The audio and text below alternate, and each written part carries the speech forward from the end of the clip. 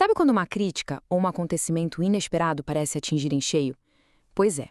Hoje a gente vai mergulhar numa ideia bem poderosa. A de que existe uma parte de nós que, por natureza, é simplesmente impossível de ser ferida. Essa é uma pergunta que vai fundo, não é mesmo? A sensação de que palavras, críticas ou certos eventos podem nos quebrar por dentro, isso é algo que todo mundo conhece. A gente sente o impacto e, quase que na mesma hora, já assume que alguma coisa se partiu lá dentro. Essa é a nossa configuração padrão. Parece até que a gente já vem de fábrica assim. Vivemos com aquela impressão de que o nosso bem-estar, a nossa paz, depende totalmente das circunstâncias. Se as coisas vão bem, ótimo, a gente se sente bem. Se vão mal, aí já sabe. Mas e se essa não for a história completa? Então, é aqui que a coisa começa a ficar interessante. E se existisse uma alternativa radical para essa vulnerabilidade toda? A ideia de que existe um lugar dentro da gente que não pode ser arranhado, não importa o que aconteça. O conceito principal aqui é o de uma essência intacta. Pensa nisso por um instante. Uma dimensão do nosso ser que é imune a danos, por definição. Não importa a confusão que esteja rolando do lado de fora, esse núcleo continua ali, inteiro, em paz. E essa afirmação é muito forte. Existe uma invulnerabilidade real em nosso ser, que não pode ser ferida ou alterada. Isso aqui não é só uma frase bonita ou uma poesia.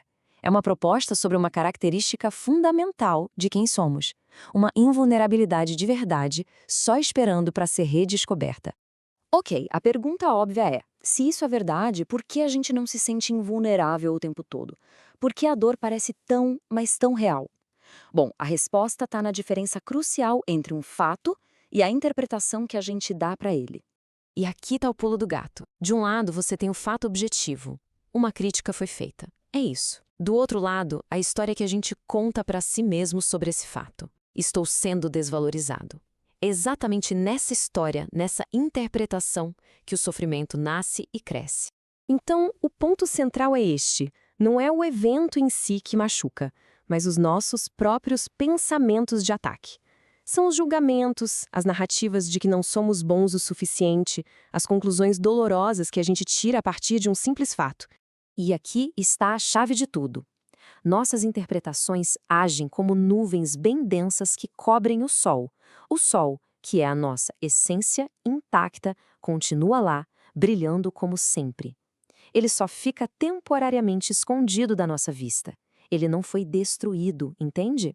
Só está encoberto.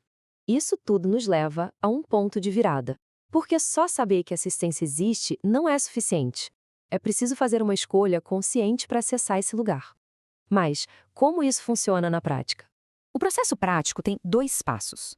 O primeiro, e talvez o mais difícil, é abrir mão daquela necessidade de estar certo sobre o quanto fomos injustiçados.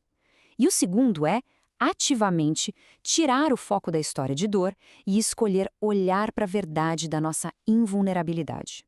E o resultado dessa escolha é libertador. Ao fazer isso, a gente não está criando paz do nada. Estamos simplesmente limpando a poeira, sabe? Removendo as camadas de julgamento que estavam escondendo a paz que já existia ali. É um ato de revelar, não de construir. Então, qual é a grande lição disso tudo? Como é viver a partir desse núcleo invulnerável? Vamos juntar as peças principais. É muito importante entender a natureza desse núcleo. Ele não é algo neutro ou vazio. Ele é descrito como uma essência de amor. Essa é a nossa identidade mais verdadeira.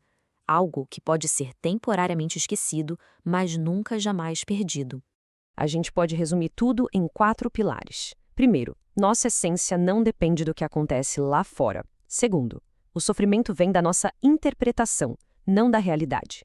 Terceiro, o nosso centro, o nosso núcleo é amor. E quarto, a liberdade vem da escolha de focar nessa verdade e não na nossa história de dor. O resultado final de viver com essa consciência é a estabilidade.